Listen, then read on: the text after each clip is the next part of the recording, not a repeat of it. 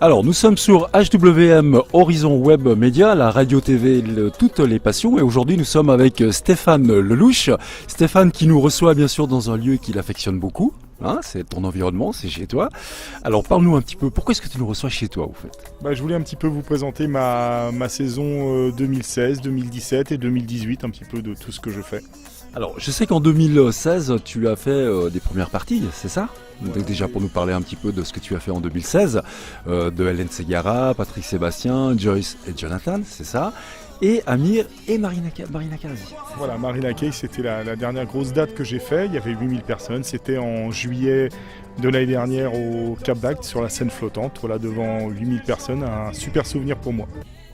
Alors, parle-nous un petit peu de ces souvenirs justement, hein, comment ça s'est passé, quelles ont été tes impressions En résumé, moi, pour aller assez vite, 2016, j'ai fait Marina Kazi, j'ai terminé mon album qui vient de sortir il y a 2 mois. Et là, j'ai eu beaucoup de beaux événements à faire en 2017. Voilà, on en parlera peut-être un peu plus tard.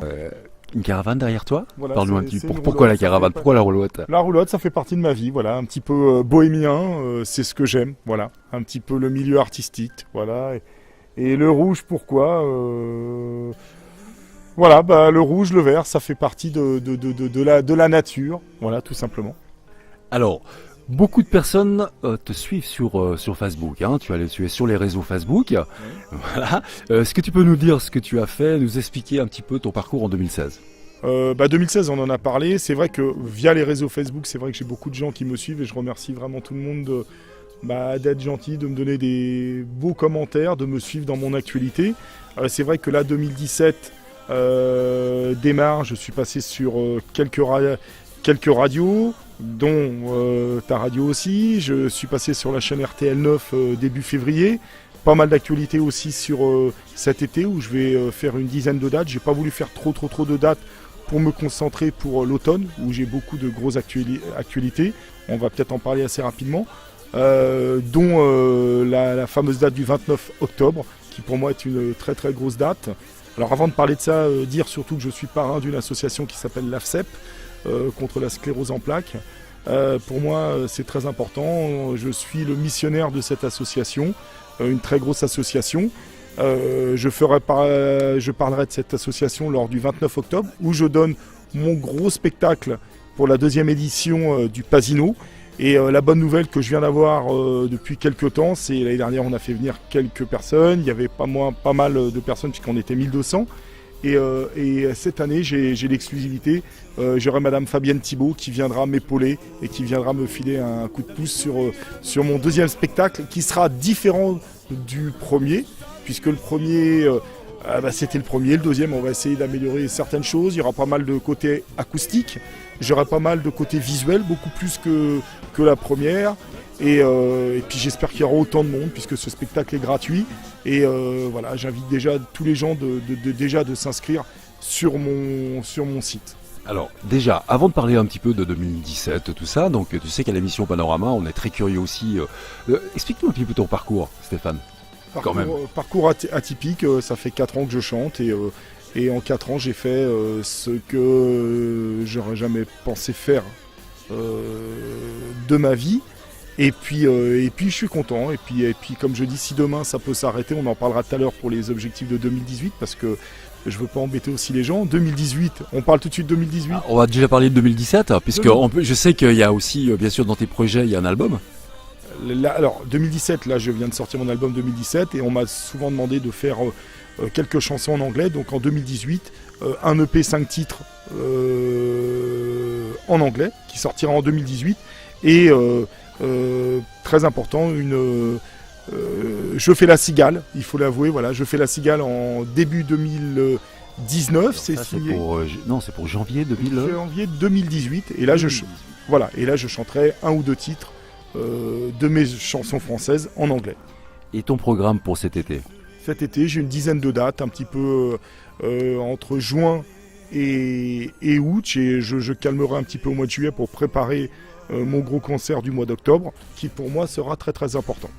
Alors parle-nous justement de ce concert qui se passera Au Pasino de la Grande Motte, le 29 octobre. 29 octobre, le dimanche 29 octobre. D'ailleurs, d'ici une quinzaine de jours, vous aurez l'affiche exacte avec tous les participants de ce spectacle. Tu nous disais tout à l'heure en début d'émission que tu avais fait le Pasino l'année passée, c'est ça? Voilà, tout à Voilà, fait. avec plus de 1200 personnes déjà. Tout à fait, plus de 1200 personnes, voilà, tout à fait. D'accord. Et là, la programmation, elle s'est faite, la communication, c'est déjà en route pour le mois À d'octobre? partir du mois de juin, début juin. À partir du début juin. Voilà, tout à fait. D'accord. En automne, donc au mois d'octobre, tu as le Pasino, mais tu as d'autres choses aussi D'autres dates dans la région, voilà, pour un petit peu, on va dire, jauger mon spectacle un petit peu, puisqu'on verra ce qui sera bien, ce qui sera pas bien, pour être au top le 29 octobre. Ah, et après, début janvier, on a 1 ou 2 spectacles pareils pour être en forme pour la Cigale.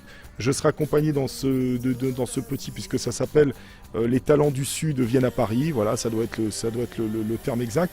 Je serai avec Franck Marcoux, qui est de la région aussi, qui chante Gypsy. Il y aura le groupe Sawin, un groupe un petit peu de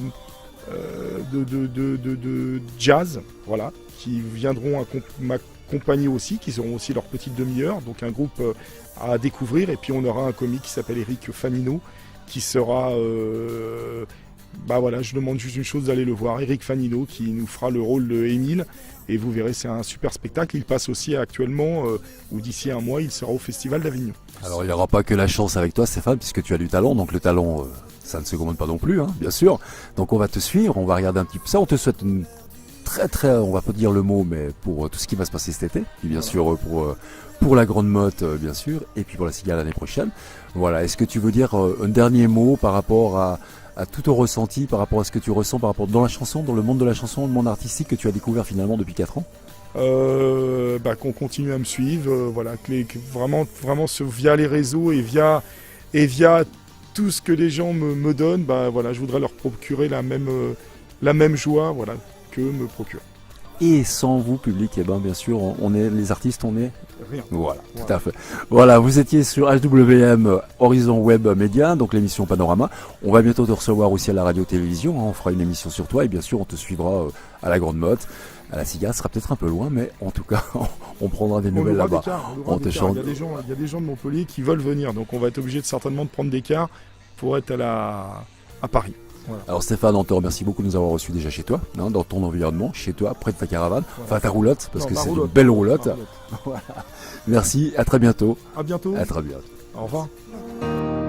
Tu m'as donné la vie, le vide s'empare de moi, je trouve plus ma voix. J'entends encore ta voix, j'ai peur de ce silence,